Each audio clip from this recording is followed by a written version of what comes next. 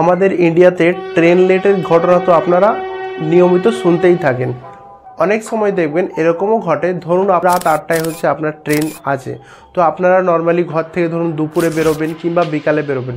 দেখবেন অনেক সময় আপনাদেরকে যখন দুপুরে বেরোবেন তখন দেখবেন অনেক সময় দুপুরে কিংবা সকালের দিকে SMS করে বলে দেওয়া হচ্ছে যে আপনার ট্রেনের শিডিউল পাল্টে দেওয়া হয়েছে।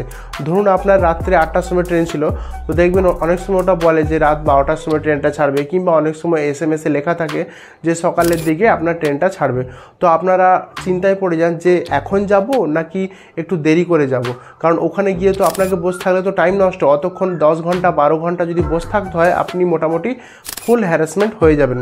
তো বন্ধুরা, এটা কি করে জানবেন যে SMSটা এসছে সেটা সত্যিকারের নাকি মিথ্যা?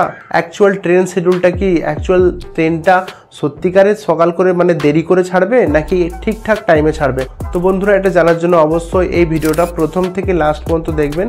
নতুন হলে অবশ্যই চ্যানেলটাকে সাবস্ক্রাইব করে বেল আইকনটা প্রেস করে রাখবেন। ভালো লাগলে ভিডিওটাকে লাইক করবেন, বন্ধুদেরকে শেয়ার করবেন। তো দেখুন বন্ধুরা, বেশি দেরি না করে চালু করা যাক। ট্রেনের যে শিডিউল পাল্টানোর ব্যাপারে আপনাদেরকে 3টে মেন ব্যাপার বলে দেবো, সেটা দিয়ে আপনারা অ্যাকচুয়ালভাবে জেনে নিতে পারবেন যে আপনার যে ট্রেনের শিডিউলটা পাল্টানো হয়েছে সত্যি না মিথ্যা। তো বন্ধুরা দেখুন, প্রথম হচ্ছে আপনাদেরকে লক্ষ্য রাখতে হবে যে SMS-টা এসছে সেটা যেন IRCTC থেকে হয়। তাহলে এটা একটা মেন ব্যাপার হবে যে IRCTC থেকে যদি মেসেজ এসে থাকে তাহলে ওটা সত্যি হবে।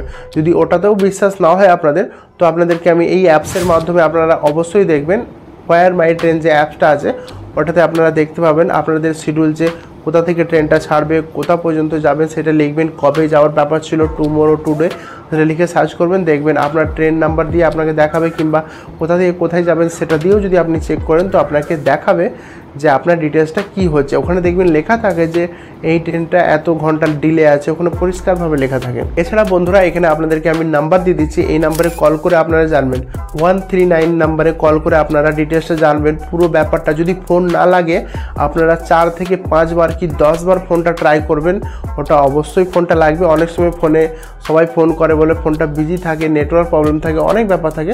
তো আপনাকে একবার দুবার ফোন করে বসে থাকলে চলবে না, আপনাকে কমসে কম 10 থেকে 15 বার ফোন করতে হবে। ওনারা অবশ্যই ফোন ধরবেন আর আপনাকে অ্যাকচুয়াল সত্যি ব্যাপারটা বলবে। তো বন্ধুরা, আপনারা একটা শুধু মেসেজ দেখে বসে থাকবেন না, আপনারা আরও ডিটেলসটা যাচাই করার জন্য আপনাদেরকে যে আমি 3টে উপায় বললাম এই 3টে উপায়টাই অবশ্যই অবলম্বন করবেন। ঠিক আছে বন্ধুরা, কারণ আপনার যদি বাই চান্স আপনার যদি SMS-টা ভুল এসে থাকে তো আপনার ট্রেনটা মিস হয়ে যাবে। সেই জন্য বন্ধুরা 3টে উপায়টা ভালো করে জেনে নেবেন, তারপরে আপনি দেরি করে বিন্দাস ঘর থেকে বেরোবেন। কারণ যদি আপনি আগে থেকেও চলে যান তাহলেও কিন্তু আপনার টাইম নষ্ট হচ্ছে, ওখানে বসে বসে পুরো হ্যারাসমেন্ট, পুরো পাগল হয়ে যাবেন বলতে গেলে। তো আপনাদেরকে যেই 3টে উপায় আমি বললাম সেই উপায়টা অবলম্বন করলে আপনার টাইমটাও বাঁচবে, আপনি ওই টাইমের মধ্যে অন্য কাজ করতে পারবেন, কিংবা আরও অনেক কিছু সুবিধা হবে।